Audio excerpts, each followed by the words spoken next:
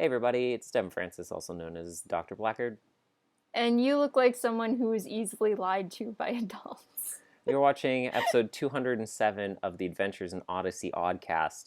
Here's what we're talking today, is that 60 seconds ago, Victoria found out that they released the last two episodes of Olivia's arc. But, like, why? As bonus tracks on this album. What incentive do I now have? I'm going to listen to everything. Of course I will. I love Odyssey. But, like, what incentive do I have to quickly purchase the next album? The only thing I could think of is that there were some parents or something who were so angry about the fact that they're like, we need resolution for this now. Probably not just from a narrative perspective, but probably because of the nature of the arc. They're like, you can't have a character have problems with their faith and not give me instantaneous gratification for it. I need to know now, to the point that it pressured them to take one third of the next season and literally every single character in this series is a Christian, and there's never been any characters who aren't Christian. Never. To take 1/3 of the next season and release it as bonus tracks for this one. Like, it would still be bad, but it wouldn't be as bad if the albums weren't so short now. Yeah. Like, it would still suck if it was a 12-episode season. But, like... That's 1/3 of the season that they put here. Why? Insane. Okay. It had, and like I said, it has to be the way I said it. I don't think this will necessarily happen, but please no one spoil us, because we're not going to listen to this until the next album comes out. Yeah, which is granted only a month away when those episodes are going to come out, like, properly. But, like, the fact that it came out so long after, to me, says that it's because, like, I mean, granted, it probably wouldn't have been ready at that time anyways, because they need time to actually make it and produce it. Mm-hmm. But I feel like the fact that they also released it this late into the game says to me, like, oh, we did it because it was the result of, because people got pissed. A reaction. I hope no one got rushed for this. Like, since they're the first two episodes of the next season, I'm thinking they would have been the ones finished first. Yeah. But I hope no one was they're coming out in a month anyway, so, like... over time, have to, like, double down at Focus. Because that's not fair to the people at Focus. So, have to rush out episodes like that for finishing them and getting longer hours. That's not fair to them. Anyways... We're not going to listen to those. We're not going to address those as part of this album. We're not going to touch that. We're done talking about it. We're going to pretend it didn't happen. What are we actually talking about today? Also, very quickly on that note, they like spoiled that the arc was done in the next album. And the episode titles already, before this. Like... Yeah, and we'll talk about that in this episode, So, our first episodes, I was bringing up the album ahead of time, so I'm not scrambling to find, like, what the titles are for once. And then I saw that this happened, and that's why we had to start recording immediately to talk about this. Okay, so Set a Watchman and Worth It. The finale episodes for Album 71. The Album 71 review. Yeah, and the Album 71 review, and the first little... bonus track, which comes at the end of the album, not the other bonus tracks that we will not speak of anymore. So, Set a Watchman, episode 926, written by Abigail Geiger. What happens in this episode, Victoria? So, in this episode, we are back at Camp Wetternet, and we are there for a little, like... holiday season, winter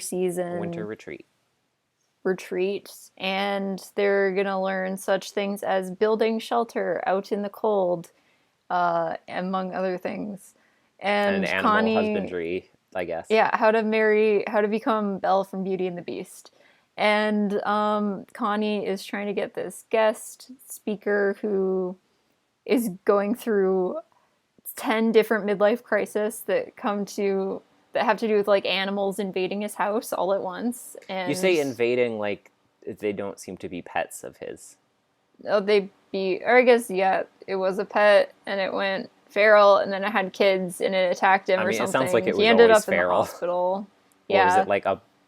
It wasn't a possum, was it? No, It I was don't. I something listened that... to these like His 3 name, weeks what was his ago. name? I want to say like Coconut Joe or something like that, but no, Something like that. That's not what it was, though. because it was something more redneck than that, less tropical. So Chipmunk Joe. Connie is basically like leading all these kids, and the only people that really matter in this episode are Coyote Connie Joe. That's and what it was, right? Olivia and Zoe. Yep, that sounds right. And so Olivia is basically convinced to come here. She like kind of wants to go, but she also doesn't really want to like deal with everything that's going on. And she, instead of taking the bus with all the other kids, Did you goes on a mention that car this ride episode is from with Zoe's Ava. perspective? Yeah, sorry. The framing device for this episode is it's like a journal entry that Zoe's writing, I think. And so she kind of like bookends the episode talking about like, oh, I did an oops. Yeah. I did something bad. But also just the fact that we're switching perspectives now. We're not following Olivia directly this time. Which I like that. I like that we get to see this story from different angles. Also, I like Zoe. Jay was mentioned once, and she was just like, I hope I'm not stuck with Jay. Like, Buddy's okay to sit with, but if Jay's sitting there too, I can't handle that. And I was like, Jay, please, even when you're not in the episode, you're terrorizing Zoe. Please leave her alone.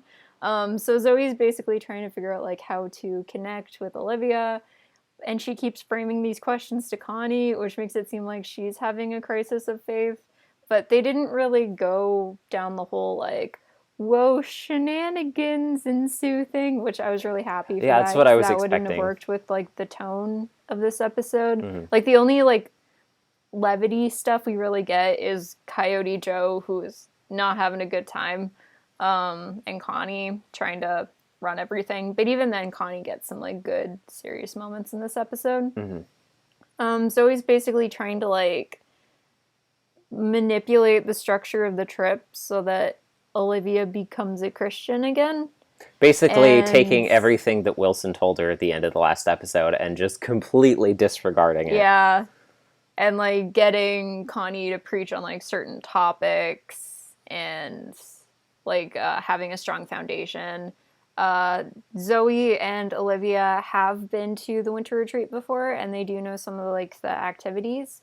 So they're a little bit more experienced, and because of that, they get grouped together to go make a shelter. And them like being together is actually going pretty well.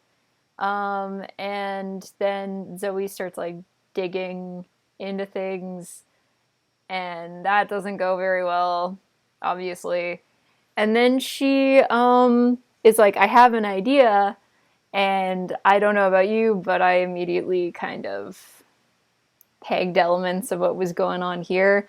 Zoe basically goes out on the retreat, like, shelter making thing, and then she's like really pale and she's shaky, and she injures herself and passes out. And it got like, I wasn't expecting things to take a turn as fast as they did, where she's like, here, I'll cut it, and then all of a sudden she's like cut her hand bad and bleeding profusely, and like passing out from low blood sugar while bleeding out in the snow. Yeah, I will. Wow. I will touch on that later. And then her and Olivia get in a fight because Zoe was fasting and she has low blood sugar, so she is not doing well. And then Olivia goes off, and Connie has a talk with Zoe about someone she used to know who isn't a Christian anymore. And they pray for Connie's old friend and for Olivia, and then the episode ends pretty much. Okay, did you figure out that Zoe was bad because she hadn't been eating? Not specifically that. I was like, something's wrong. I thought maybe she was like becoming hypothermic. I didn't realize that it was low blood sugar. Okay, I didn't realize she specifically had low blood sugar, but the second everything started happening and they're like, you don't look well, I immediately figured out it's because she wasn't eating. Well, I mean, yeah, that's what And low blood yeah. sugar means. Well, I mean, I didn't yeah, know but like that she certain had it. people have like different like I know. blood sugar I didn't differences realize she and had it stuff. chronically. But Yeah. when I say that, I mean like just that she was having the symptoms of not enough food in body right Yeah. now. So I was on the bus heading home from the university when I was listening to these two episodes, and I kind of had to like, yeah, Hmm. center myself a little bit. That because I got a little bit too much Yeah, for when I me. first heard it, I was like, Yeah. And I think I listened to these episodes before you did, I believe so. but yeah. Hey, can I give you a formal request? If there are any episodes in the future That I hear that first, you yes, listen to obviously before I would me, warn you. thank you. But I knew you'd already listened to them at that point. Yeah, I was like, I almost did re-listen to these like this morning, but then I was just like, one, I don't really have enough time with how much stuff I want to do this weekend. Two, I could skip that part, but it felt like the climax of the, or not exactly the climax, but like the very end of the rising action, heading I'd towards the call it the climax. climax. And it didn't really seem right to like skip that Yeah. scene. It's a good episode, but I don't I know was if I'm thinking going to be about able it. to listen to it I was again thinking anytime about it this soon. morning, and I was like, if it were me, I'd put like a content warning on the front because of that. Yeah. But I mean, I mean, there are lots of things that have stuff like that that just don't put content that's true. warnings. And I've developed an appreciation for things that do regarding that. And So also, I thought about it, was I don't know, like it's one of those with subjects the where it's like you target don't really think about putting content warnings for it as with much. the target audience for the show, I wouldn't expect that to be something that they as much would need a content warning for, and Yeah. so why I wouldn't expect it. Um, yes, But that did make me remember to eat right before filming. So good. I was just like, yeah, I know we have to start recording now, but also if we talk about this episode and the only thing I've eaten today since I woke up at like 8 is a bowl of Cheerios, I'm not going to be happy with myself. So I was like, I'm going to go eat a bunch of food before we record. Good. So this is obviously the third episode in a row that we're staying on this thread, and I think by this listening to this episode, it was like, okay, it's pretty clear. Probably the finale will also be about this as well. Okay, by this point, did you think the next episode was going to be the end of this arc? Because I thought that was still like a total possibility that they could wrap this up in one more episode, maybe. It seemed a decent possibility to me. But To me at also, this I point, just want to say I'm very glad that this is going past this album. I was very surprised that even when I was halfway through the finale for this album, I was expecting it's probably going to end with this episode, because I didn't think that they would have the guts to let it continue. And then they didn't, apparently. I think we should give them like a little mini trophy for like the gutsiest album in the entire run of the show. But part of me wants to almost like here's what I'll give them. that trophy a little bit it's a for star like the that bonus says you tried at the end. Sorry, what did you say? You tried? Yeah, they get a "you for tried" this album? star because they tried to do it and they did, but then they didn't. And then the bonus track. Yeah. I mean, if people get a certain level of like, I don't know, like pissed and concerned for their kids, I do think it's fair to, but also I don't like it. I think if that's your I feel like concern, they could have just made like a statement, but I'd be like they already said in the bonus that it's gonna be wrapped up, and they said the name of the episode. And they gave a whole explanation about why they did it and why it's important. That was very good, and we'll talk about that later. Which is why I'm mad that they caved to it, but whatever. This is the first time we've ever heard about people visiting Camp Wadena in the winter, that I can recall. It makes sense for them to do it. Yeah. Like, it's a popular vacation spot. I don't know if that's the right term. It's a popular camp area. People go on Yeah. winter retreats and stuff. I am glad that we're seeing stuff from Zoe's perspective. And I'll talk about it in the end, but I'm glad that out of the 4 episodes that we have for this arc in this album, that they are all, even though they're 4 consecutive episodes, they're all distinctly different from each other and can be easily structurally identified apart from each other in terms of like the opening, which is structured regularly, and then Olivia's perspective, but through the constant dialogue between her and Leonid, and then an episode from Zoe's perspective, and then an episode that is Olivia in the imagination station. So can I just say, I let out a really tiny happy gasp on the bus when I heard they were going into the imagination station. I was not expecting because I was like, oh, it's been a little bit. This is fun. So, obviously... Also, I have no idea how Olivia's not heard that story before, but that's another matter. From the start, well, you know, it's like when you read a story in the Bible, it's like, here's a paragraph about this, right? It's like... Yeah, but that's like, I don't know, maybe I think about that story more because of that one line in whatever album, one of the early albums, like 18 or something, like the one where they're following Wit around with like a camera, and then they're making fun of, I don't remember who it is. Like, one of the kids is like, look at that guy's food. It looks disgusting. It looks like mud and clay and like Hallsteiner. Yeah, it's a rap. Yeah. The final episode before the first Titus in album 28. Never mind, I was way off album number wise. I couldn't remember what it was. What kid was that?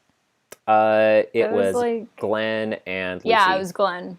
I wanted to say Grady, and I was like, Grady was not around then. No, yeah, I was thinking of a G. It was Glenn Adams running the camera, and he was like, it looks like the one mud of the kids I don't like. But I mean, the mud on the eyes, that happened at the very end of the story, right? Up until that point, it's like, here's a blind person. He's talking about Jesus, but Jesus also healed a lot of blind people, so it's like you don't know. Yeah, exactly I know, what but like I be. immediately was just like, oh, it's the mud guy, and I was right. Can you imagine that being your reputation? No. So, anyways, Zoe, right from the top of the episode, is clearly trying to be like, hey, Olivia, I'm being cool and casual. You want to talk about Jesus? Youth pastor voice.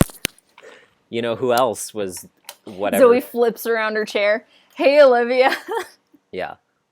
And I was like, Zoe, stop it. Stop being like you're being. Literally, the end of the last episode, Wilson told you exactly what to do, and it is explicitly not And then this. I didn't.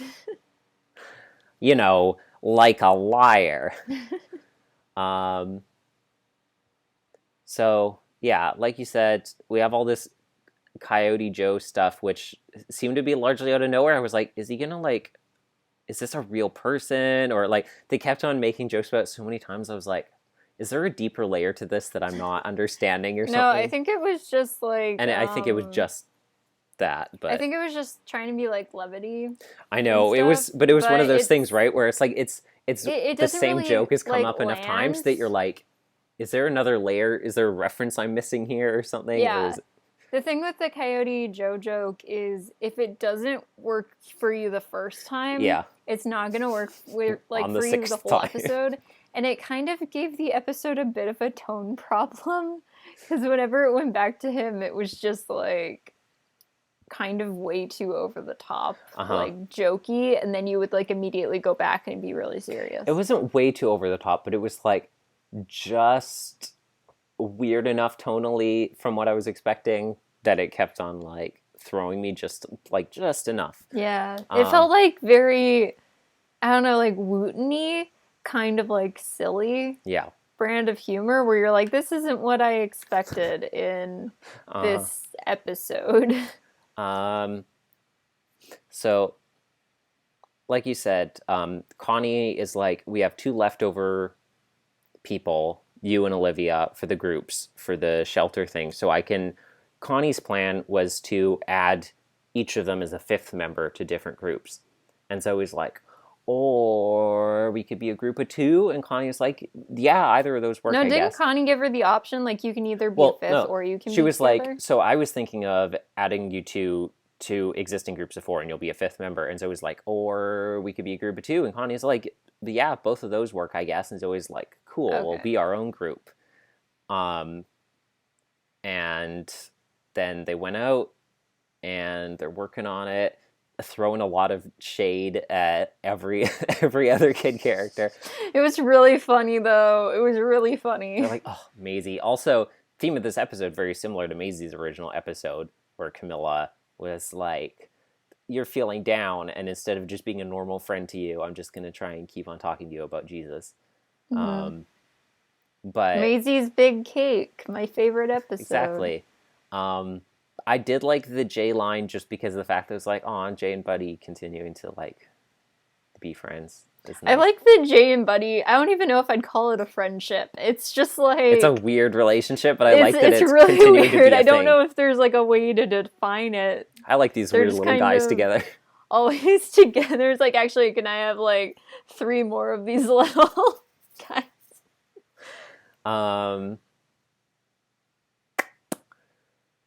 Yeah, so Zoe goes to do it, and she takes her gloves off, and she's all pale and shivering, and then she slips and slices her hand really bad, and she was like, no, Olivia, don't look at me, and then she passed out, and Olivia has to rescue her, and it's like, well, you know, I'm sure Zoe feels at least partially glad that she accidentally, like, made this, you know, moment of, like, a genuine conversation with Olivia, but then it all gets messed up because she was like, it's because I was fasting for you and praying for you, and she's like, I skipped can I like just say 3 or 4 meals. I didn't know this until I was like, I don't know, around, I keep on pushing my hair to the wrong side. I didn't know this until I was like around Zoe's age, but you can fast in ways that don't involve not eating food. Yeah, and you like shouldn't there's so many ways to fast. You shouldn't endanger yourself by the way that you're doing it. If you have like an eating disorder or something regarding, like, you know, if you're anemic or have chronic low blood sugar, fast in a different way that isn't going to physically endanger you. Mm-hmm. Same thing if you are pregnant, don't fast from food. These are concepts that are pretty well established through any religion that involves fasting. So, because Olivia commented, she's like, you keep like a bag of chocolate covered peanuts or whatever, like in your bag at all times. So what do you mean? Like, you skip so many meals and that's dangerous for you specifically, medically. Like, why would you do this? And she's like, I did it for you. And Olivia got upset because of the fact that Zoe was like, I'm so worried in like a controlling way about you that I'm risking my own health for the sake of it. Which, can I just say, not fair to Olivia to like put all that on her. Yeah, in part, but I think like, to a large. I keep doing it. By Zoe being like, she didn't say this, but like the way she went about it, it was basically like, my health is in your hands. And will continue to be until you do what I want. I didn't even think about it like that, but that's a good point. Yeah, I was like, Olivia is largely right, I feel like, with what she said. I mean, very heavy stuff. Dumb thing to say with the arc that we're dealing with, but like...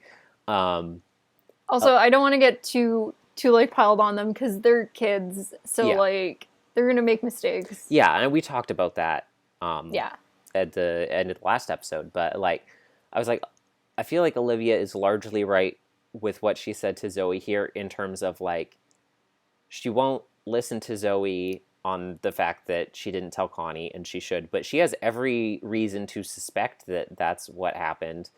And she was right that Zoe's going about things the entirely wrong way and recklessly endangering herself, like the way that Zoe did is not going to fix things, and nor is praying, quote, that things will just go back to normal like they were before.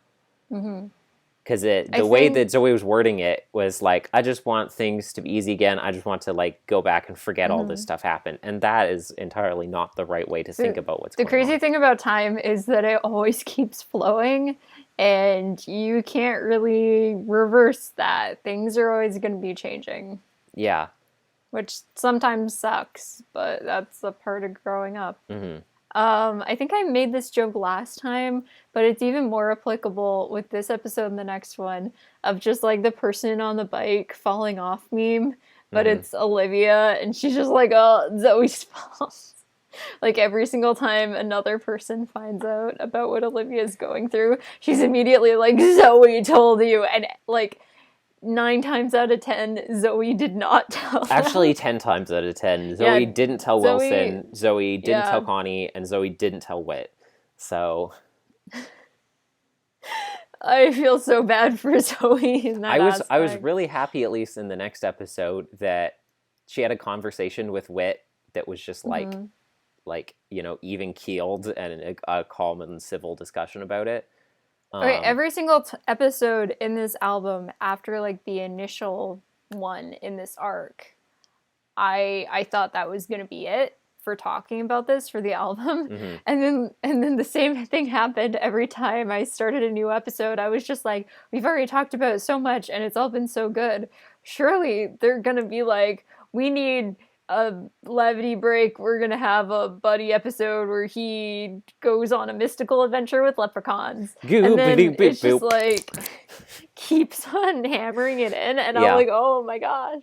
I guess they kind of want to just get it like done, which they accomplished apparently. They definitely accomplished that by releasing the beginning of the next album early. Yeah. The everything I just said about the conversation between Zoe and Olivia, like it lines up really well with the comparison I made in the last episode to Mandy's arc with her parent separation, because I mean, Wilson already had this conversation with Zoe last time, but then even more so with the conversation that Connie has, is very similar to the episode Only by His Grace, and it highlights, I think, a lot of what they were planning to do with Mandy in that arc but abandoned, but specifically that episode where, is it Liz who is like trying to figure out what to do to help Mandy? Yeah. And she's like, I don't know what to do and how to help her. And, you know, it's like, you know, you can... Because Liz is the first person to find out, like, everything that's going on. You can be there for her and be your friend and support her. And that's pretty much what you have to do. I think the next two-parter, everything's just going to be narrated in the third person. Yes. Yeah, I was glad that Connie like drilled down on even more to Zoe, like, hey, you need to calm down. Like you tried to, you know, you told her what you think. That's all you can do on that. You can lead Olivia to water, but you can't make her drink. And beyond that, this album's so good. Beyond that, like, you need to be a friend. And then Connie tells a story, like you said, about a friend that she had who fell away from her faith. And then Connie kept on like trying to talk to her about Jesus and stuff all the time, and her friend was like, well, I don't want to talk about that, and that's all you want to talk to me about, so now I just don't want to talk to you, period, because that's all you want to talk to me about.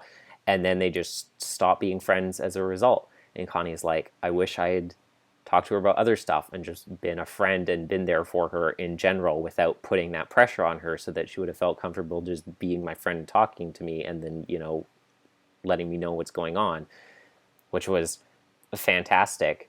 Can I just say that conversation and the conversation with Whit, like at the beginning of the next episode, are probably my two favorite conversations, like in the album, maybe like in the whole series. Like they were. I don't know if I can even say the whole album, because there's so much good stuff in this album. This album is really, really good. This album is, like, hard to listen to at times, but, like, younger listeners might not appreciate until they get older, like, lots of the stuff in this album. But, like, it's so relevant to everything you'll go through as you grow up, basically, as a Christian. It's a really, really good album. It was definitely written with a lot of care. Yes. Yeah, I imagine there was a lot of, like, overall team supervision and, like, revisions and, like, working together as a group carefully to craft the direction for this. And you can definitely tell that from like the bonus track when Yeah. you're listening to it. I think that's about all I have to say for this episode. I yeah, I don't really have much to add that I haven't said already. Uh I think I want to give this episode like a 4.5, but only because of the bit of the tone problem that like holds it back at Yeah, times. But I think it was really I'll good. give it a 4.8 out of 5 because basically for the same reasons, but I don't think it was like that much of an impact on it, that much of I a don't downside either, compared to but like the good stuff in this episode. yeah. It was I don't very, either, but it's I a little understand, yeah. hard to listen to It at was times, it was so very well I'm done, gonna give it and that. I mean, like I said, I'm a little irked at the fact that it's like at the end of the last episode, Zoe was told like, here's how you should go about stuff to help Olivia, and then it kind of feels like that conversation with Wilson never happened in this episode because she's doing all those things, and then it feels like Connie at the end is just reiterating like the same idea to her again, but also she's a kid and she's gonna be like, okay, I'm gonna do that, and then fail to do it. Like, whether she understands it or not is gonna be like, okay, this is the right thing to do. And we'll make mistakes or be like, maybe I should do it like this way though, and that's fine. That's life. And Zoe was They're just trying her kids best, and life and is a nightmare. yeah, it was well done. Yeah. So that is it for Set of Watchmen. The one thing that I thought was interesting on that topic, though, like to come back to the title and the way that Connie was relating that to Isaiah, I think, was that I felt like the way that she, I don't know, described it to Zoe was slightly different from what I was expecting in terms of like, I mean, it still came through this overall message at the end of like, hey, you need to just be there for her as a friend and like, be good to her and be available for her when she needs you, and she'll talk to you when she's ready to talk about it. But the story that she gave her was still like, hey, do talk to her about the stuff, and then it's up to her whether or not she receives it, which I still feel is a little bit too much on the side of like, you can preach at her, but just don't keep doing it. Just like preach at her a little bit and then back off, which I still feel is like the overall message that was given at the end by Connie is like a more accurate, which is like back off, like even more than that on the preaching side, and just be there and supportive for her. So I feel like the overall message was well delivered. I just feel like the title and that biblical example was like, it's not technically inaccurate to what the message is and what they should have said, but it felt like, I don't know, slightly off, like not like the most applicable thing. But that's a really tiny note. We're just nitpicking because the episode was good. Exactly. That's all I have to say about it. Yeah. So let's talk about the finale now, which is Worth It. So now, our finale for episode 927, Worth It, written by Marshall Younger. What happens in our finale for this album, Victoria? I'm going to need you to help me with the names a little bit for this one, because I don't remember all of them. Lydia and Ezra. Okay, thank you. Yeah, because I was thinking about Illuminae when I was, as I always am, and as I also always am, was thinking I need to reread Illuminae. You have to read Memento still. It was so good. This is true. Very short. And Alex needs to read everything apart from the first book. Yeah. Oh, they're so good. So in this episode, Olivia is in Wit's End, and Wit comes up to her and starts talking to her about everything. and is like, if you ever need to talk about anything. And she was just like, Zoe told you. And he's like, no, I have eyes. And also your Actually. parents told me. And your parents told me too. Um, and so then they talk for a little bit. Olivia asks him about like why God can let bad things happen if he loves us, which I think is one of those questions like basically everyone wonders at one point or asks like a pastor or something. I mean, like I would say that's have the question when it comes to like theology. And so then it's like, that is a very complex subject. Do you want to go on an imagination station? Or I guess she asks. She's like, there isn't like an imagination station adventure or anything. And he was just like, I can probably he does the wit thing where he starts like asking something. questions like, but what do you mean by that? And then she's like, put me in your machine wit. And so then she goes the next day into the imagination station, and she meets... The next day? I thought it was right away. I thought it was... He sent her to come back the next... Oh, I could be wrong. I think it was right away. I could be wrong. Yeah. I don't think it really matters either way. He already had the program made. Yeah, I think you're right. So... she goes into it. She meets Ezra, who is blind and a beggar, and he basically, like, every single time he hears about someone who might be able to heal his blindness, he goes and tries to seek them out because he's very hopeful that he won't always be blind. And then his mother, Lydia, who is, I think Ezra was like 21? He was 20. 20? Okay. That was my other guess. And he gets led like a really long distance by Lydia every single day into this area of the village away from their house because he can't go by himself. It's Jerusalem. I wouldn't call it a village, but... Oh, big city. Large city, yeah. Country. The country of Jerusalem, yeah. Continent of Jerusalem. Yes. Let's go. Mm-hmm. And so Lydia is very... understandably morose about the state of their lives, and thinks that I keep on almost calling him Isaac, that Ezra needs to stop, like, I don't know, like, getting his hopes up when he's just going to be disappointed by everything, and he is spending all his time, like, trying to find a miracle worker and his money. He's like paying people to try and get cures instead of spending time begging because they don't really have any money. And I thought it was really nice of them to actually like feed Olivia and look after her. I know that happens in lots of these imagination station adventures where characters don't have like much money or food and they're willing to share. And like, we never really talk about it. So I just wanted to basic give tenets a shout out to that. Of Mosaic law, hospitality for strangers. It's what's it called? It's also like a thing in like Greek culture. Has to do with Zeus. Mm-hmm. You know what I'm talking about. I don't know the word for it, but I do.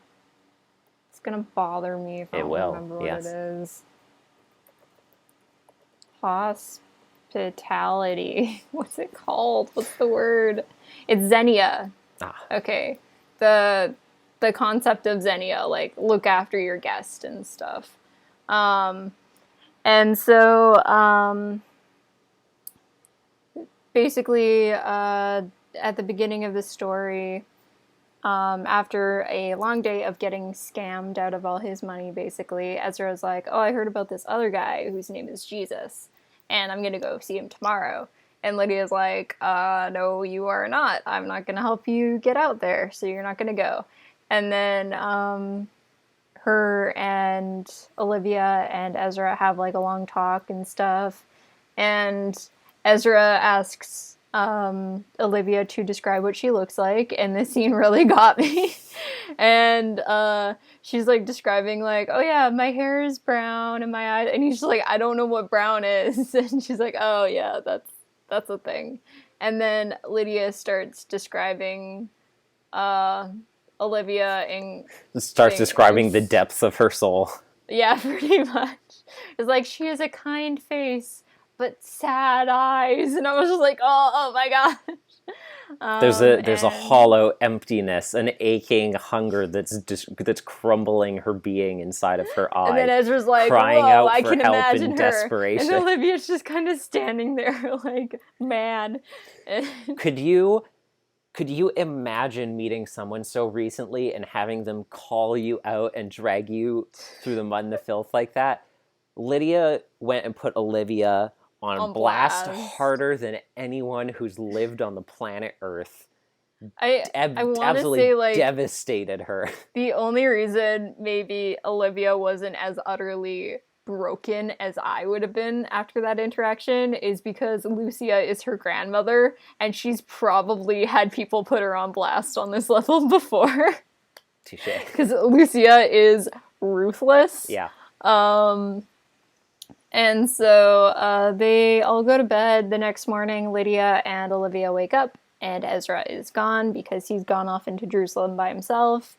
They have a little bit of a hard time finding him, eventually do, and Jesus is with him. He gets healed, and Ezra gets to see his mom smile for the first time, and I tear up.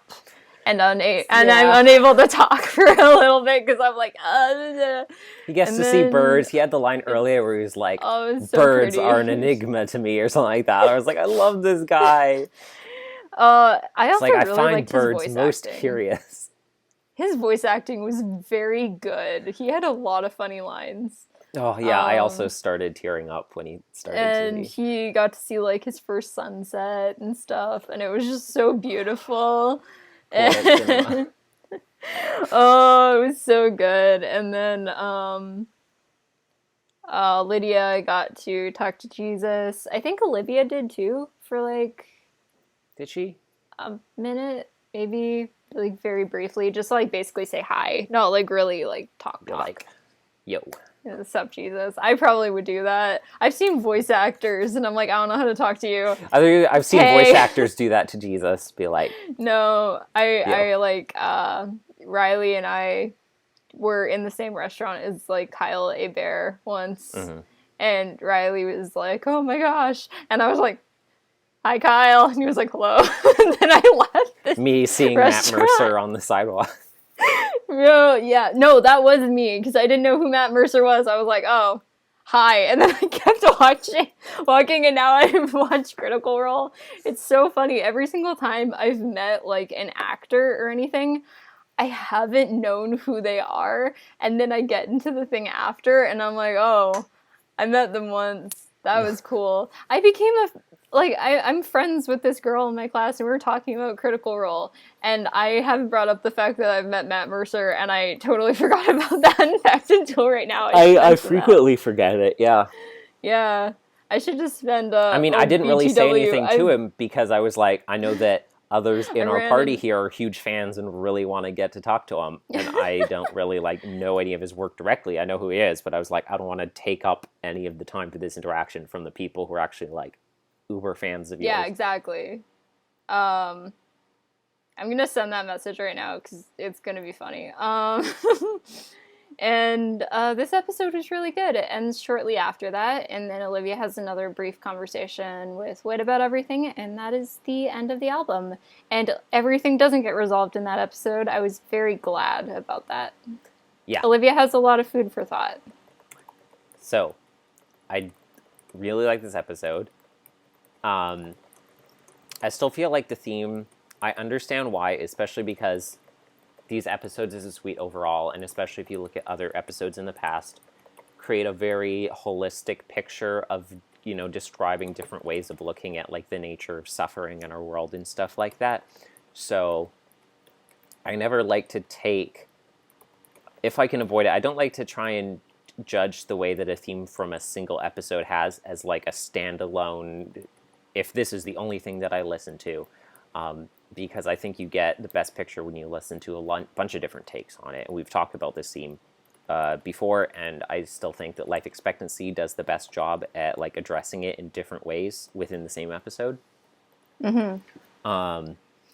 Because this one, it does it in that way where it's like, I mean, I think that Whit is being theologically accurate about it, I guess, but in a way that isn't really easy to explain or comforting in a way that you could apply to all situations and just be like, oh yeah, it seems like it sucks, but that's okay. It is actually like a good thing, or it'll all work out for good, and you just can't see how now. It's like, I mean, it's that I understand where you're coming from, and you can make it work well for a story where you've, constructed it and you have had the people who are suffering be like, oh yeah, it did work out well. But to go back to what Miss Adelaide says at the beginning, you can't say that to like, these unborn twins and be like, oh, that's okay. You just don't have the big picture on why your dad ran into a tree and died. Like it comes back to, and I always pull back to this, just in life in general, what Wooten says in Life Expectancy about you can't teach a drowning person how to swim. And like, it's not a stance that you can like take and work. It's not the kind of thing that like while you're in the midst of suffering, you can apply to your life or apply to someone else's life, more importantly, in the midst of their suffering and be like, see, it's fine, everything that you've gone through. See, it's okay, because actually it's like a good thing. And you just can't see it yet because you don't have the perspective on it. Like, yeah. No. Like, I remember, I would have mentioned this, and also if you go back, like, in our old episode feed, you'll see that I spent, like, a year back in our hometown, like, after I came back from Vancouver, and I love my hometown. I want to most likely live there, like, when I have a career and stuff like that after I've done my master's. But I was, like, really, really bitter that year because I wanted to get into my master's and I just did not. And I was, like, really pissed and stuff. And I was kind of like, why would God do this to me, sort of? And then I remember, like, certain people we know, like, our cousin was talking to me about it. And she was like, well, there's probably, like, a reason why God wanted you to, like, be here this year and stuff and not there. And you'll be able to, like, appreciate it later on. And I was kind of like, yeah, okay. Well, whatever. And then COVID happened. And then I was like, I remember, like, when COVID was happening and all the schools were getting shut down, I was kind of sitting there and I was like, yeah. Yeah, and it's that kind of thing. Things worked out for me so much better because I stayed in like our town that year. Like, not only like COVID, I was also able to get more money for like school, and I was able to like actually spend time with our friends and family in Castlegar for a year, which was really nice. And I got like I got to work at a different library than I always did before. I got like certain experiences that I never would have gotten otherwise if I just immediately gone on to my master's. I wouldn't be in Alberta now if I was still doing my master's in university. You wouldn't be living with Alex.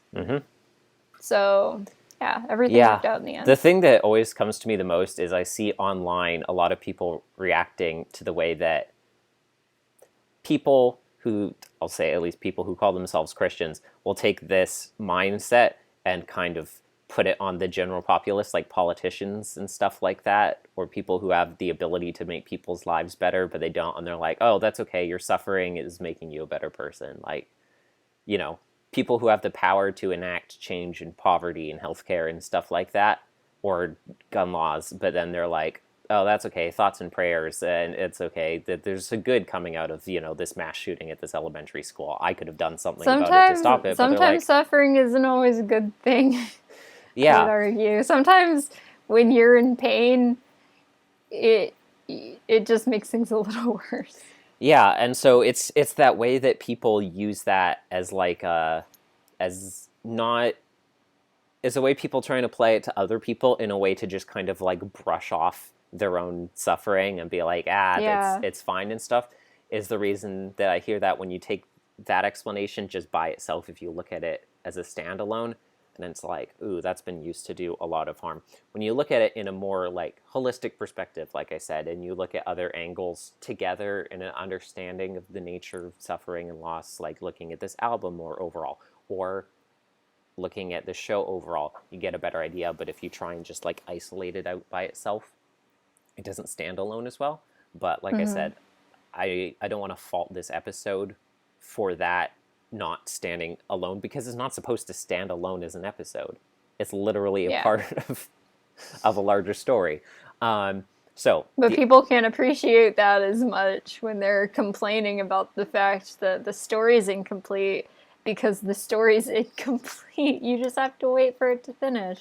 Yeah, so the episode starts out, Whit is talking to Olivia, and he just, like I said, he does the Whit thing, where he's like, let me, if you have anything you want to say, just let me know.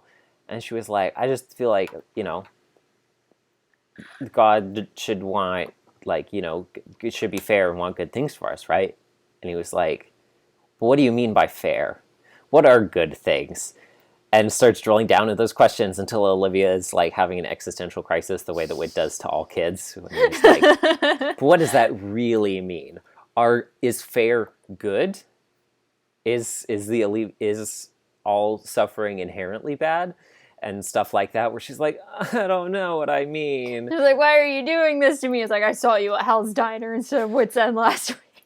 I saw you eat that sundae with their frozen yogurt triple decker sundae. They can't do a curly Q like I can, Olivia. It was surprising to me, but I'm glad this is the first time that Wit's actually shown up in this whole arc so far. Yeah, same. I think that this was like a good point in time for him to show up, though. Because I like that the fact that like other characters were addressing this issue before he did. Because like the show knows Whit basically gets the final say, I guess. So Whit's the main character. There's a reason why Whit's the main character. Mm-hmm. Like he's supposed to be like the most knowledgeable person in the show, more or less, most of the because he's time. There are exceptions. Whit is a fallible character. We wanted to show he's not perfect, so we give him problems in the past that he's fixed. And he's bad with his family, who doesn't live in the town and sees him once every decade. And he's good with his found family. But you know what? They finally did follow through on giving Whit problems, I would say. So I agree with that. Actually, it's a good thing. I don't think we've addressed that side of things so far in talking about the Rydell saga. Yeah, we've never discussed this at all. This is a new topic. Also, when I went before recording this, I was like, I should check and see if the episode title's out for the next album, so I can see like if we're ready to do predictions on this episode. And I saw the first sentence of the album. And the title of the album is Whit is Fallible. The first sentence of the album description, which I saw, is, what are John Avery Whittaker's real motivations, or something like that? Like, what does that mean? And I was like, why did he adopt these children? He sounds like the album description sounds like J. Jonah Jameson talking about Spider-Man. It's like, what do we really know about John Avery Whittaker? Is he really putting ice cream in those sundaes? Yeah. Or is it just lies? Like, and Alex Jones, like, Wits End ice cream makes the frogs gay. Like, it sounds like Brian Dern wrote that episode description. But no, I can't remember the exact wording of it. I kind of agree with that, because he kind of does have a whole vibe of, like, a little bit up to something in the it felt... I'm okay with that. I don't remember the exact wording, but it definitely felt like a Rydell-related, like, okay, but Whit, but, like, what's really going on here? And I was like, ooh... It's actually been 5 chipmunks in a trench coat this whole series. Anyways, back to this episode. I was really not expecting it to be an Imagination Station episode. No, I wasn't either. I was going to say something at one point, but I totally forgot. Oh, right. I'm glad that Whit didn't come into this saga or this arc until later on. Mm-hmm. Because, like I said, we're conditioned at this point to just expect that he's gonna know the most and about fix everything, how to treat the scenario and talk to everyone and address everything. But like, if he was in the first episode of this arc, then it would like drastically impact the way we read the rest of the episodes. I mean, I'll say this, I don't think it would have done what Wilson did and just be like, I'm just going to stand by and let someone die instead while trying to give them hot chocolate. He's like, Wilson, you idiot. But like, if Whit was in the first episode, it would have just like completely reflected the way we saw like the rest of the episodes and every additional thing in this arc. But like Also, I'll partially get, like, retract my last statement because he did stand by and watch Olivia and Matthew, or Emily and Matthew in the escape room. He did do that. But instead you get like Wilson's input and you get Connie's input and you get like Miss Adelaide's input, which and then you get like Ava, and then Ada Wong from Resident Evil 2, yeah. And then you just get like all these different perspectives, and then you get Wits. Mm-hmm. So it's just, I think it was like very well structured in that sense. So like points for that. This arc is probably one of the best written arcs in the series, I would argue. Mm-hmm. It's going real well. It's going very well. Also, shout out to the fact that like one person's basically been writing this entire arc, but the last episode was written by someone else. Well, Marshall has been doing a lot of it, and yeah, but didn't you say the last one had the last episode was Abigail Geiger? Yeah, exactly. So like, shout out to both of them. And I mean, it's until the bonus feature on this album, I didn't realize, because we know that Dave Arnold has been EPing everything. I didn't know that Marshall was the showrunner right now. I listened to that bonus like 3 weeks ago. So that who was the showrunner before? You said Dave Arnold? Well, no, he's the executive producer. I didn't realize Marshall was the showrunner, and that they had they've never credited a showrunner in addition to the executive producer before. Oh, okay. The executive producer, Sean Connery. What's the difference between showrunner and executive producer, though? I think showrunner... Wouldn't that basically be the same thing? They're similar. I think a showrunner is a more directly hands-on role. In terms of shaping the story, executive producer is more of a high-level oversight and guiding the direction. What's the difference between a normal producer and an executive producer? Is one just like higher up, basically? Executive producer is higher up in a lot of cases. I know a lot of cases with movies and TV shows, executive producers will also just be like someone who was never even on set and who just like looked at the final product and gave like thumbs up, thumbs down approval. Who basically, honestly, it's lots of the time producers don't really seem necessary, is my hot take. Executive producers a lot of the time is literally just like you bought your way into this role, essentially, or like you're the head of the studio. Like, for the brand, like I slap my name on it, it has my seal of approval. Exactly. So you know, like it's, if you like Thing by Me, exactly. you'll like this. Yeah, it's like how every like scripted or even like unscripted, but like tentpole RT production will list like Matt and sometimes Bernie as executive producers still, along with like the main person who was like actually doing the active production on it. Because it's like, hey, we started the company, and so we still like watched it once before it like went out. But anyways, that explains a lot about why, like, you know, like we've said, Marshall's been writing a lot lately of like the main story arcs that have been happening and that have been like shaping a lot. He's been writing all this stuff about like Bridget and those guys, right? Yeah. Yeah. So it makes a lot of sense now to understand that, and so I think, if I recall, like it's been between Marshall and Abigail Geiger. They've been the two who have been writing these episodes with Olivia. Okay, who were the other showrunners before? Like Paul was one at one point, wasn't he? Phil was the original, I believe. Like the original like Phil and then Paul McCusker. And no, there was others in between. There was the Al, whatever his name was, era, which was the album 33-34 era that they refer to as like the years. That's what you refer to as the No, years. No, I'm not the only one. I guess the writers kind of do that. That's the era where I have conflicting feelings still, because I liked him as a kid, and now I'm like, lots of those don't really hold up that well, actually.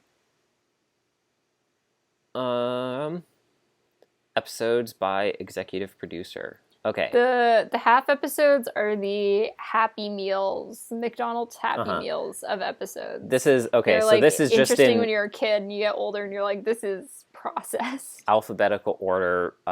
So Chuck Bolte was the original one, who is of course the voice of George Barkley. So Our Chuck Bolte boy. was the original for a very long time. Kurt Brunner, where did you fit in? I don't recognize your name. Who has Marshall played? Marshall's played a lot of people. I think Has he he's ever played like a main guy? no. I think he's only been a couple like one-off voices here and there. Okay. So it was Chuck Bolte for basically up until the first hiatus. So the first 28 albums were all Chuck Bolte. That's pretty good run. A very long time, and then Al That's Jansen. probably the longest run Yeah. out of everyone. And then Al Jansen was for just a couple years. But they also probably would have been doing like weekly episodes for lots of that time period when he was in charge. Oh wait, okay, yes, that was a lot of weekly episodes. Sorry, so up until the hiatus, and then Kurt Brunner was for this would be like a year or two after the hiatus ended. So we're looking at like album 29, some of album For 28. Whom the Wedding Bells Toll, like that area. Yeah, we're looking here at album 28, 29, 30, a little bit of like 31, 32. Okay, so just before the hiatus, some episodes into like up to Malachi's Message was the last one that he did. Yeah. And then Al Jansen came in for 34 or 33 and 34 for the split episode And then he got albums. hot, and he got fired. And then it was Paul McCusker from the start of Novacom up until album 50. And then Dave Arnold, I believe, started after the second hiatus. Let me just check. No, sorry. How long was the first hiatus? It was like a year, I think. Okay, that's not that bad. Dave Arnold's, he started... Okay, album 44 is when he started executive producing. So Eugene returns. Yes. So you said that was Dave Arnold? Dave Arnold, his first one was The Present Long Ago. So he started with album 44 and then up to present. I thought you said you said Marshall's in charge now, though. He is the showrunner. Dave Arnold is still the executive producer. Oh, you were listing the executive producers. Yes. I was saying showrunner is not... Showrunners. Showrunner is not a role that we have ever heard credited before this bonus feature. Marshall gave himself the job. Yeah. One day he walked in and he was like, I'm the showrunner now. Exactly, yeah. Anyways, I really liked Lydia. I really liked Ezra, both his characters They were so very much. good. Lydia as a character was so good because she cares so much about Ezra, and everything that she was doing was so clearly done out of love and the desire to protect him and do what is best for him, whether or not it was the right thing to do, like so ardently. And She was I really a liked good that. mom. Yeah. The way that she described Olivia and read her for filth like she did, and Olivia was like, how did you do that? And she was like, because Ezra always asked me to do this, and it's just the practice that I have from, the time that I take to help him see the world. I'm emotional. And then when he does start to see, and it's this beautiful moment, and I'm tearing up, Victoria's tearing up, Ezra's tearing up, and he's like just running amok. And then Lydia is like, I need to go and talk to Jesus and stuff like that. It was so good. And then Olivia comes out of the station and she was like, would you say God's always fair? And Whit's like, I think God is always fair. And I was like, objection. I would patently disagree on the basis of a certain album 6 episode called That's Not Fair, according to one John Avery Whitaker. His hair flip. Yeah, I mean, I understand what you mean. It depends on how you define fair. I personally still define fair to this day in the way that they define it in album 6, which is like justice, which means no more than you deserve, no less than you deserve. Meaning that like not fair, fairness is also mutually exclusive to the concepts of grace and mercy. Because that's what justice is. It is when things are not what they are deserved, either below or above. But I also understand how most people consider fairness to include justice equal to and greater than justice. So, and then I can't do math. I'm too tired. I haven't got Wit, enough sleep to do math today. Wit is like, so do you want to like talk to me more about what's going on? Because I didn't realize in all of this he didn't actually know like the root cause of what was going on. I don't know if that means that he doesn't know that Mr. Norton died, or he just like doesn't know that was. I imagine other people figured out like. I mean, like surely he must know. I mean, surely her parents and everyone else knows that that's the reason this is happening to Olivia. I would imagine. Well, I'm saying like Wit surely must know that like the teacher died. I don't know if he would connect that to like Olivia's, I would have guessed that like, her parents would have said that when they told Wit that stuff was going on, because he was like, clearly this isn't just doubts, there's something more going on, something specific you're trying to figure out. And it would be surprising to me if Ava and David didn't know that that's what was related. At least in the span of time that we've seen, it seems so close together that there's no way they couldn't figure that out.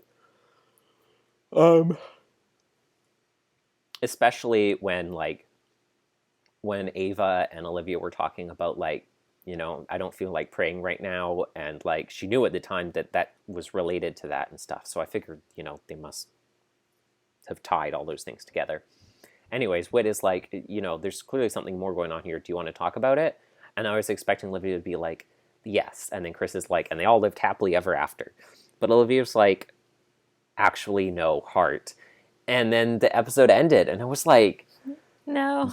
Dang, I am really impressed. They did not resolve it in this album, and I love that. I'm so happy that they're not just wrapping it up so easily and that this is continuing to move forward. And then we get the bonus track, and I listened to it and I was like, yes, yes, yes, this bonus track. I'm so happy. And then they said the name of the like finale, and Devin and I were texting each other and we were all like, no, why did you say the name? Yeah, but I was like, I'm so happy that Marshall and Dave, who are two writers that I trust so much, to talk about understanding that everyone is going to have doubts and struggle and ask questions, and that's why they did such a good job. They said it so well. They're like, that's why you need to encourage people to ask these questions and seek those answers and help people with them, because they will have them. And if you don't help them with that, they're going to feel ashamed. They will feel scared to ask those questions. And it is going to create fear and shame and pain. And they're going to turn away from the people who care about them because they feel like they aren't able to talk to them about that. One of them said the phrase, quote, God is not threatened by our questions or doubts. The truth is never threatened by any of that. And I was like, yes. My hot take is not only is this the most deserved bonus track of the entire show, this is one of the best bonus tracks of the entire show. It was so nice to hear them talk about everything. They worded it all so well, explained it so well. They were like, some people were probably wondering, like, why do we need to make this arc? They explained why they did it and like the need for it and the way that they executed it so well. They definitely wrote all that down before they said it and practiced it, and they conveyed everything so clearly. It was excellent. They did great. Talked about, like, you know, I mean, Leonid addressed this with Olivia in the earlier episode, but the idea of, like, what it means to make your faith your own, and, like, oh, it's not just like, my parents told me this, and so that's what I believe. And, like, what does that actually mean to understand and build your own faith around your own understanding, asking questions and challenging ideas? And I'm like, they're taking the words literally out of my mouth as they're saying this. Lots of the stuff that they talked about in the bonus track were stuff that we talked about last time. Word for word things that we said. And it was really good. Yeah. And then they did tell us which episode would end the arc, and I was like, oh. Yeah, and both of us were like, boo, we didn't want to know that. Yeah. We want to get there when we get there. And then they... yeah. They went one step beyond that, but... This album was so good. This episode easily gets 5 stars. Like, and so does, spoilers, so does this album. Part of me doesn't know if I should give this album 5 stars just because of, like, the second episode. Yeah, I know, right? So this episode, I'm going to give it 4.8 because what I said before, just about, like, I think the way the theme in this episode by itself, like, it doesn't stand apart as well by itself. in terms of like talking about, you know, themes of like suffering and the meaning behind loss and death and stuff like that, as a standalone, without, you know, certain Like what you concessions said, to I be don't made think and this stuff. episode's supposed to be a standalone. I don't think it's supposed to be, but that is how we're rating it. So Yeah, that's... Yeah, but I don't know if that's fair. I know, it's just, it's not supposed to be a standalone, but people listen to episodes as standalones is the thing, right? I always try and think about like, how is someone going to listen to this episode and how is it going to make them think or think that they should act or internalize something? Because I always want to be wary of that, not just from like a theoretical quality of the media perspective, but I always try and be thinking about like, okay, I'm a kid and I'm listening to this. What am I going to take away from this in how I interact with other people or how I understand my faith? And so Okay, that's fair. I want to understandable. acknowledge that aspect. I acknowledge your acknowledgement. Carry on. Understood.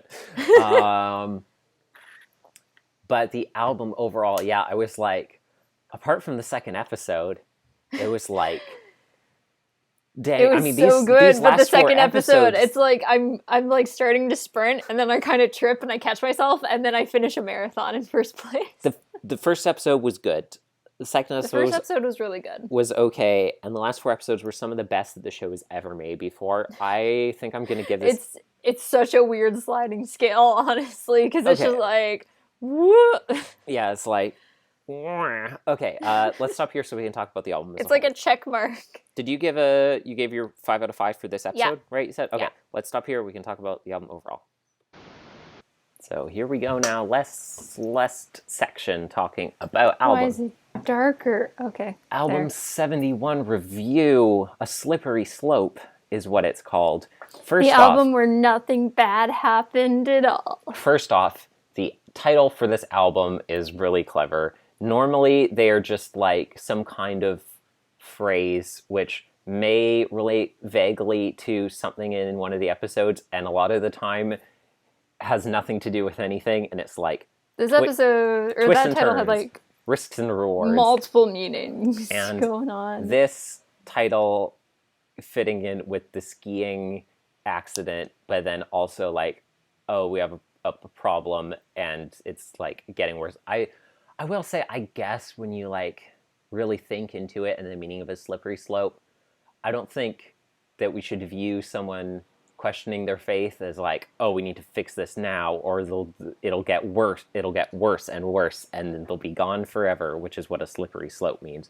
But I just understand take it the as meaning. like an escalation Exactly, in yeah. everything that's going on, which this album does show. Yes, definitely. If we just look at it as the idea of like, oh, a thing started and then it's like taking on its own momentum and escalating, that is definitely... If you want to like look at like everything going on with like Olivia and how much of like, we already said this in the last episode, we haven't said it again in this one, Olivia's traumatized and she's trying to process her trauma. Mm-hmm.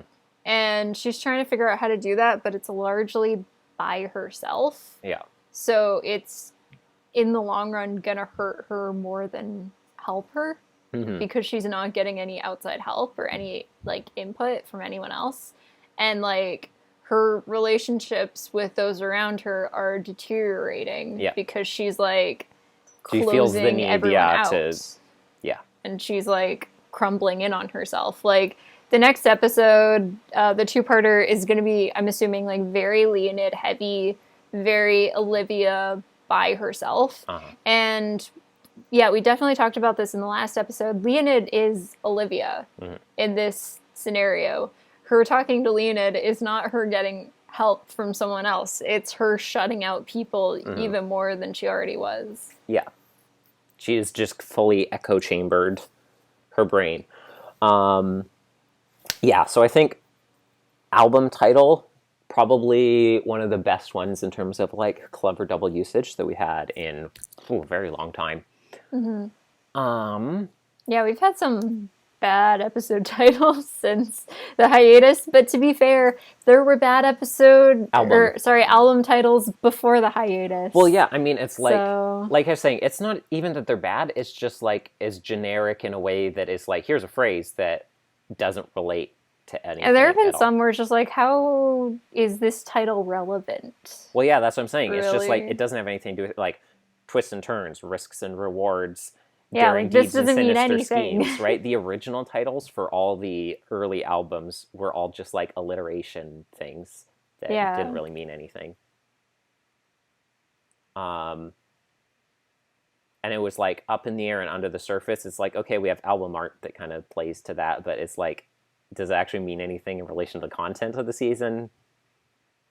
No, I mean, there was skydiving and... If you put, like, all the episodes together, it just is the green eggs and ham location. Well, yeah, it's like, it always feels like a bunch of, like, Seussian poetry if you just read all the titles of albums back to back.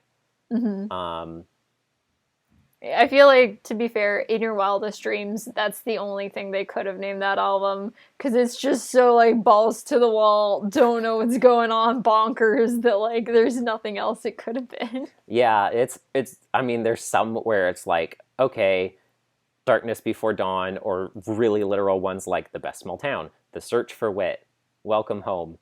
But And I'd say there is also kind of a bit of a problem with those, because usually it's just, like, honing in on one specific episode. That is often rather the case, than, like, covering the whole album, which I do get, like, lots of those times that episode is, like, the pinnacle episode of the album, and it's going to be, like, the standout one that everyone focuses on. But at the same time, you name the episode that. You don't name, like, the whole album. Ones that are good, like, Wish You and Were naming Here. Is hard. I'll give them points. Naming things can be very ones difficult. that don't mean anything. A Time of Discovery. There's another one. Yeah, and then, like, that's Beyond like Expectations or whatever, right? Like, the original album art just being, like, a desk and a telescope. Like, the most boring, generic artwork probably in the whole show for an album cover. Yep. And then... through thick and thin. You're just saying words.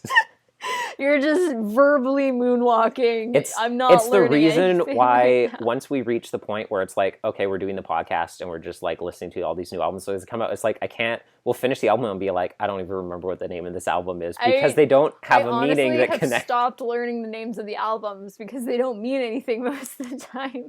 Yeah, it's like post album 58. I, like, can't remember most album titles also anymore. I know it's been years and years, and we didn't even have the Oddcast back then. This is when, like, Tasha and Austin were our only outlet, basically. In the Deep End still has a garbage cover. Like, it's a bad picture. When I said, like, it's just something that vaguely relates to the art and nothing else, the thing that popped into my head was album 55. Cover. It's just 4 people standing in a pool. Piece of scenery. That's not an album. That's an album cover for the Beatles. That's not Victoria, an album cover for Odyssey. It's literally what popped into my head when I said, like, it just relates to the art and nothing in the content of the album. Okay, so... Like, In the Deep End was, like, the labyrinth. Yes. Like, they could have so easily there were so many different pieces of imagery they could have pulled from the labyrinth and then made that their cover. They could have and just shown put them in a pool. They could have shown a top down of, like, characters wandering through a maze, looking confused and lost. Yeah, and I think you even mentioned that, like, back then, because we've literally never liked that piece of artwork for the cover. Wit it would have been Jareth so much better if they put a maze. An amazing piece of cover art. It would have been so good, and they made it bad. Could you imagine? Oh, I'm imagining. I want to live in that alternate reality. Literally everything in the world is the same, but the Deep End has a different album title, and it has a different album artwork. The arc of album progression from Flat Tom to Jareth Witt is like it's an asymptote. Are you sure? It might just be a circle. No, it's an asymptote. We're going to infinity with the quality of Jareth Witt. So, first episode was The Team. I had forgotten that this episode also left us with what appears to be a new ongoing arc in the form of one Mr. Seymour. I really thought that, like, this album wasn't all going to be Olivia in, like, the last 2/3, because there was, like, so much setup for, like, the poorly named adventure crew. and then there was just like nothing else of them. So I'm hoping the next album has at least like 2 episodes. See, Victoria, the fooly fool thing that you did was imagining... You sound like Franziska von Karma. Was imagining that something relating to Maury was going to have more than 1 episode in an album. You're right. You know what happened? I was spoiled with the Rydell Saga's ending, having more than having one a Maury 3-parter, episode. Yeah. And then it got my expectations up. You spoiled little Veruca Salt. I live in this content hole that I always trap myself in by always picking my favorite characters to be like characters who barely get any screen time and just like really spread out, like Lorium and Lushu and stuff. Correct. And it's just like very, very rare. And then they just get like a whole huge amount of content at the end of an arc. And now I'm just like, all right, and now I get to wait 10 years before I get any more content of these characters. I mean, and that's just like in Kingdom Hearts in general, let alone Lorium and Lushu. And the fact that there's barely any fan art or fanfics of Lorium and Lushu does not help either. I saw a tweet yesterday that was like, just because something is complicated doesn't mean it has to be nuanced. It can also just be stupid. And then there was a picture of Kingdom Hearts. Yeah, I've seen that picture before. And you know what? They are right. Yes, so we have this new ongoing arc in the form of Seymour and his wily ways, and as Victoria wisely suspects, whoever is pulling Seymour's strings, probably. A little bit more light. So I'm looking forward to what becomes of that. Feed me, Seymour. Yeah, Feed we're gonna get a lot of that. You can do it. I am assuming that the next album will have something to relate with that, based on the line that I saw about like what is Wit's motivation? What are his secret plans? No, that's definitely got to be in reference to like Mori and Suzu and which Emily. Is funny. Otherwise, based on the end of this episode, the last he's line. helping Olivia. What's his motivation? Is he really a good person? Just very J.J. Jameson. Very funny. Like the last line of the episode of the team was Emily calling Wit's house to be like, "Hey, I want to apologize." Next album, she's like, "But actually, what is he up to?" I've fooled him for now. He thinks I've forgiven him. But then he'll let his guard down, and I can get him when he least The real CEMS mission the whole time was to investigate John Avery Whittaker. I'm not actually friends with Mori and Suzu. Step 1, pretend to be friends with Mori and Suzu. Step 2, get them to think I am not interested in their club. Step 3, they want me even more in their club. Step 4, I accept. Step 5, they let their guard down. Step 6, I call Wit and I make amends. Step 7, I was lying about that last step. I didn't really forgive him. Step 8, I become closer friends with his new children. Step 9, I get invited to dinner at their house. Step 10, I go through all his government files when I pretend to go to the bathroom while at dinner at his house. Step 11, it was I'm Mrs. Mado all along. So those are my entire predictions for the next album. I think we can just cut the recording here. Yeah, why did they even bother releasing those episodes early when this is here? Those episodes Honestly, which are actually about Mori and Suzu and don't even have Olivia in them. Genuinely, slightly serious, what's even the point now in putting those episodes in the next album when they already put them here? Honestly. Like, I want to say that's a joke, but I'm not really joking at all when I say that. Yeah, I know. Like, come on, focus. Have more confidence in yourself. Don't let the haters get you down. Please adjust your frequency. I still don't get I will not adjust my frequency. This episode wasn't that great. I still don't get what was up with Jay's random cousin Vincent and his soundboard. I don't either. It was maybe it's the fact that they're going through bad sound effects withdrawal because COVID's happening, so they haven't been able to do a live show. That could likely be it. And they're like, we haven't let our sound guys just go feral in like a couple of years now, and they're gonna start They eating got the people. zoomies, yeah. They have rabies because we wouldn't let them out of their cages. That's how it works, right? So we had to do this episode. Yeah, they But started unfortunately, we just eating put the it in Foley the most supplies, so. tonally deaf place we could in any possible album. Well, in the most tonally deaf album, you mean, not the most tonally deaf place in the album. This would be the best place in the album comparatively to use those. Yeah, that's fair. If this was the season opener, Mr. Norton hit the tree, slide upset. penny whistle. Oof. Yeah. It was all right. Was it though? It had moments and lines and scenes in it. It had a female character, which is more than I can say for that one OAC radio episode. The one that was before Like a Good Neighbor, State Farm is there. Yeah, the Old West with... Was it Buddy in that episode, or was it a random character? I don't remember. I think that was well before Buddy existed. They were like, man, no girls. Holla.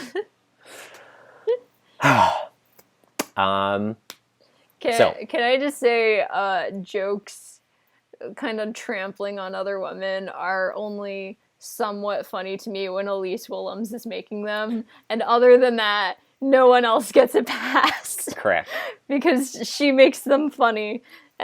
Because she's Elise.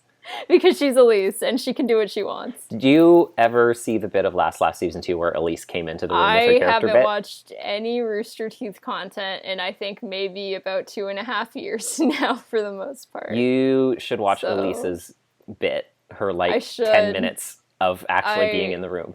I haven't watched, any Rooster Teeth or Achievement Hunter or Funhouse content, really, in years, and the only thing I can really come out of that saying is, I miss Elise. I miss her. I have been listening to Welcome to Hell and stuff, but that's pretty much been my only exposure, and I miss her. So I don't really have an excuse. Higher Than Our Ways. They baited us well with Emily on the second listen through. She was sure mentioned a ton for someone who did not appear in this episode once. She was mentioned so much. And was never even mentioned again after Mr. Norton died. I still think it's really funny, that message I sent you the first time I was listening, and I was like, oh, Emily, she's I don't know, skiing down lava springs right now as we speak. Speaking of baiting, still have no idea who made the anonymous donation or how it relates to things. But it has to come into play somehow. They brought it up in the album description, and then it happened in the episode, and then the girls were talking about it with Jason and theorizing who the donor could have been in the episode.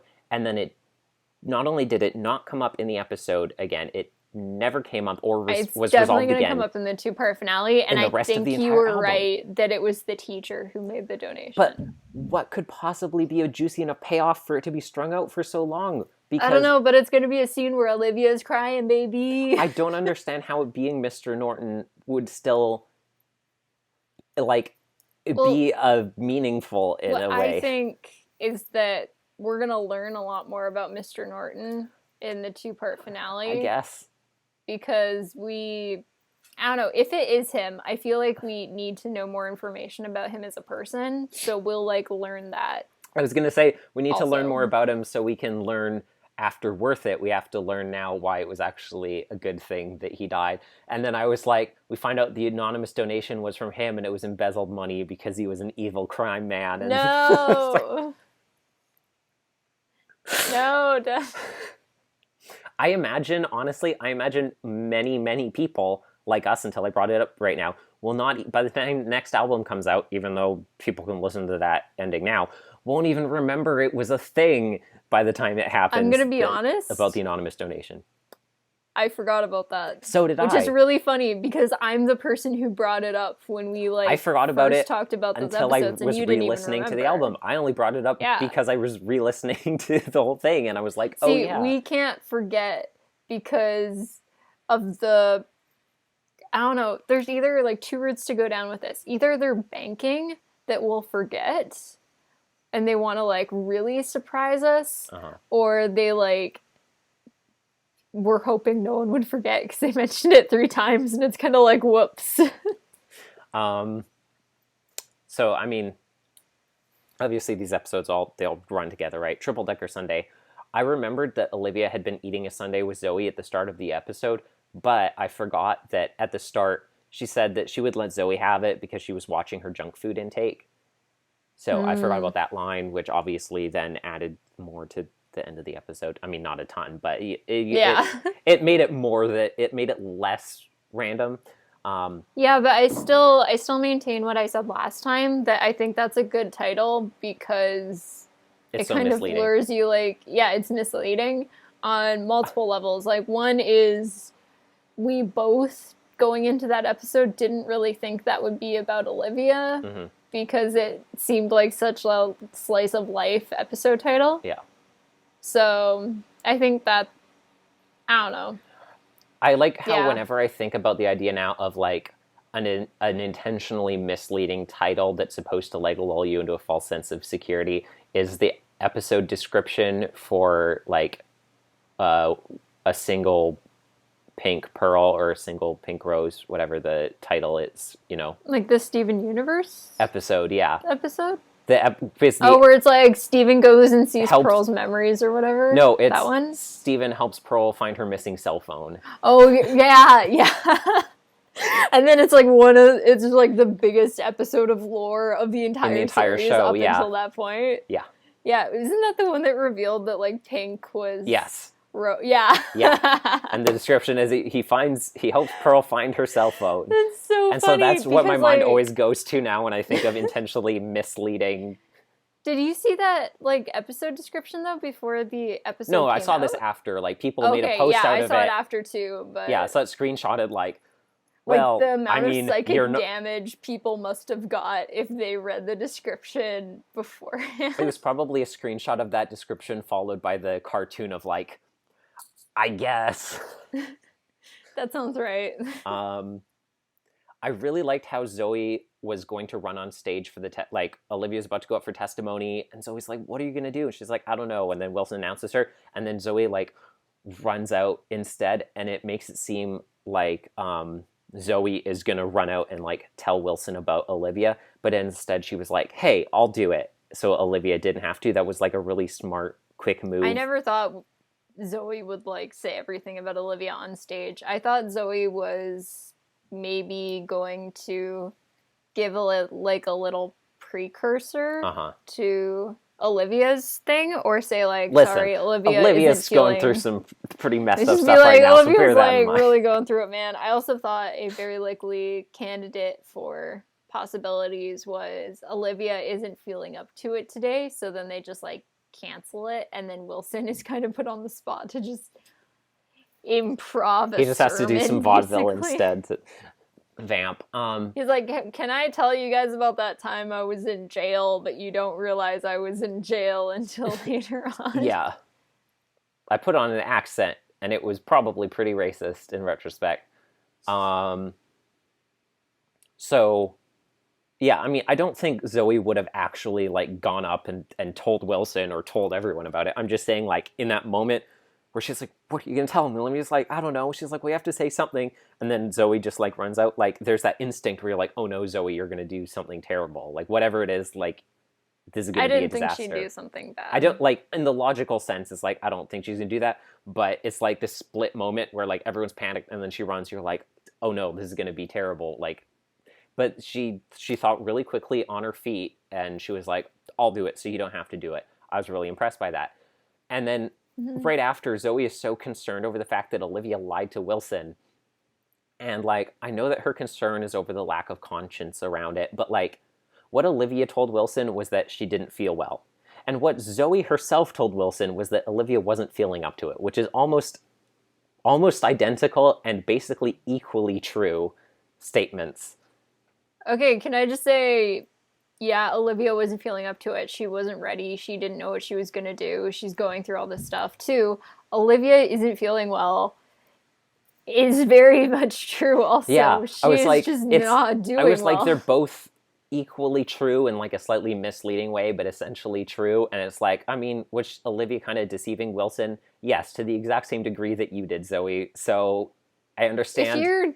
If you're not mentally doing well one day and you like this isn't like something Olivia had to do. Yeah. Like, yeah, she did say she was gonna do it and stuff. Yeah, she's but not it's like not cheating like her way out of anything a school bad assignment or will something. happen. Yeah. Yeah, it's not like it's something she's gonna be graded for in school. It's not like it's something where someone will be in trouble if she doesn't do it. Like, if she did legitimately get sick and was like hypothetically just nauseous in bed all day, she wouldn't be able to do it. And she's not mentally doing well. She can't do it. That is a valid excuse. Like I said, the only concession that I'll give here is that Zoe's concern wasn't the fact that Olivia lied. It was that, like, she said that and she didn't, like, feel bad that she had to do it. Like, Zoe's like, I'll say this, but, like, I wish I didn't have to, but I'm doing it to help you. Whereas she was concerned that Olivia just, like, said it and didn't care. But like we said, Olivia wasn't really lying either. I wouldn't even say it was a particularly like, oh, it was a lie of omission. She was misleading him. Like, no, it was pretty much literally what she said was accurate and justified. So,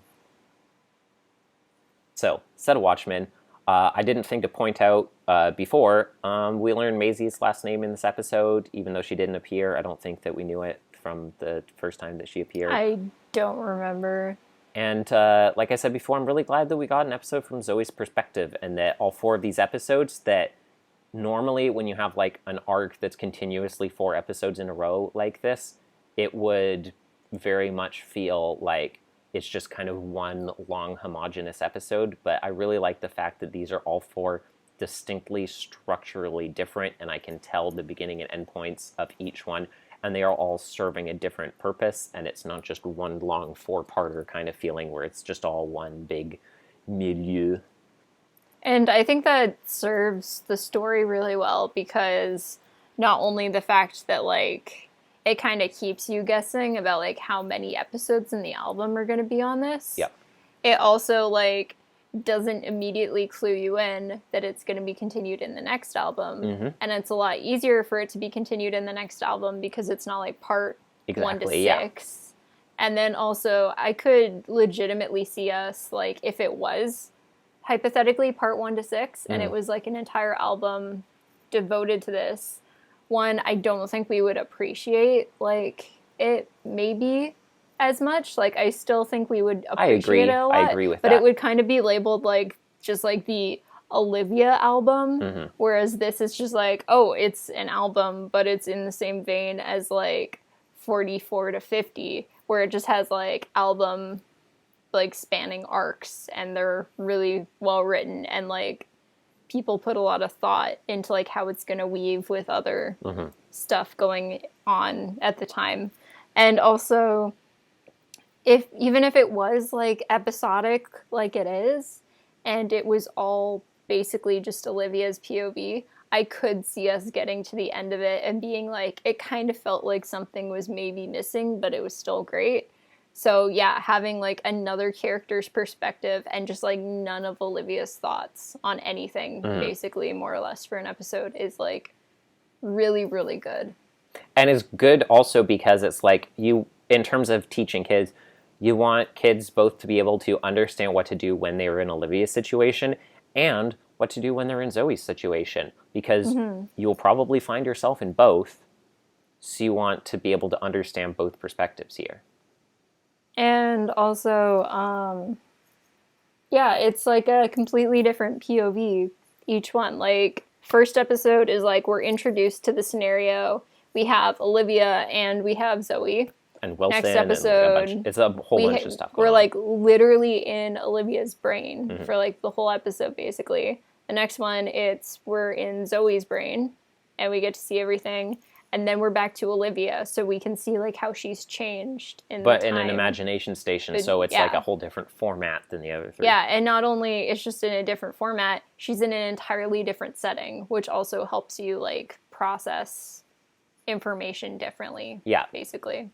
new cultures, new perspectives on what you're going through and stuff like that. It was very good. I want to give, album rankings. I'm so torn. I want to, like, for the overall rating of the album, I want to give it a 5, but I don't like the second episode. For overall rating, it's I think so I'll give rough. I think I'll give it a 4.9. I have to give it a 4.9 because I don't like the second episode, but it's one of the best albums. And it's not like a series. bad episode per se. It's just a pretty mediocre episode. But exactly. everything else, and in some ways, isn't that worse because it's less easy to mock. Touche. But the last 4 episodes are so good that they make up the deficit for it mathematically. And I would say favorite episode would be Higher Than Our Ways, the first of the 4 run. I would put that as my top. Followed by Triple Decker Sunday, and then Worth It, Set a Watchman, The Team, and Please Adjust Your Frequency. Okay, let me think. I think I'm gonna put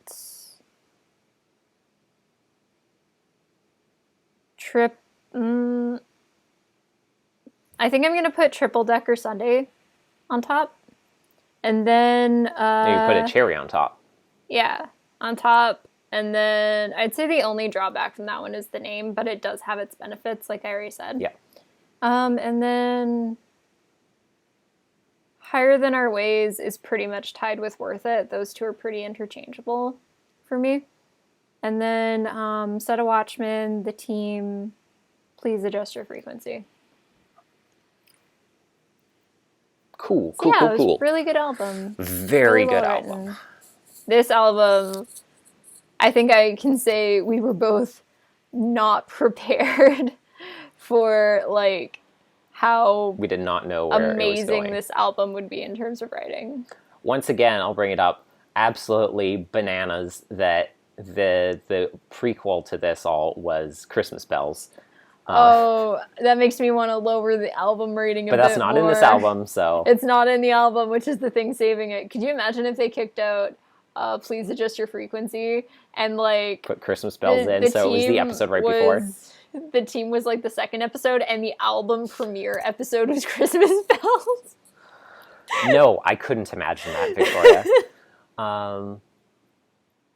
I think that's all we have to talk about then, in that case. One quick thing. I keep on trying to get a frame reference for how much time has passed. I don't know. I mean, clearly it was snowy enough. Because it's, like, all in the winter It's all in the winter time, yeah. So I don't think it's probably been a couple of weeks, is my guess. Yeah, I'm thinking, like... Oh, I'll say this, no more than a month. I'll say probably. This. I feel like we will definitely find out, and like you said, it'll probably be in the 2-parter when Olivia is doing her Leonid presentation, right? Oh, do you think we're going to get to see it? I'll say this. I feel like we would have heard about it if she had already done it. Yeah. No, I definitely agree with that.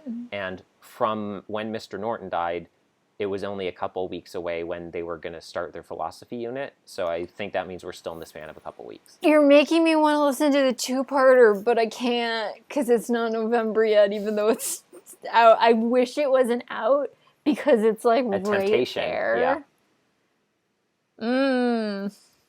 See, the thing is, if I did listen to it, you would never know. But we have to do our predictions still for that album, so. That is true. Yeah. Which we will do as soon as the episode titles are all out. 3 of them are out right now, along with the album description and art and title. So we'll do that as soon as it's available. Until then, we're going to go through the OAC for 2021 because we haven't done any of those episodes yet. Whoops. I keep on seeing artwork when I open up the app of like the OAC episode. Next time. And I instantly forget what it looks like. Next time we'll be talking about the January, February episodes for this year, which is If I Never Told You, and Kopfkino, Tale of a Whatever. Yep, that's the title. Yeah. A horseshoe, a hare, and a something. Yeah. Yeah. Renee's got to be in that episode, right? Yeah, probably.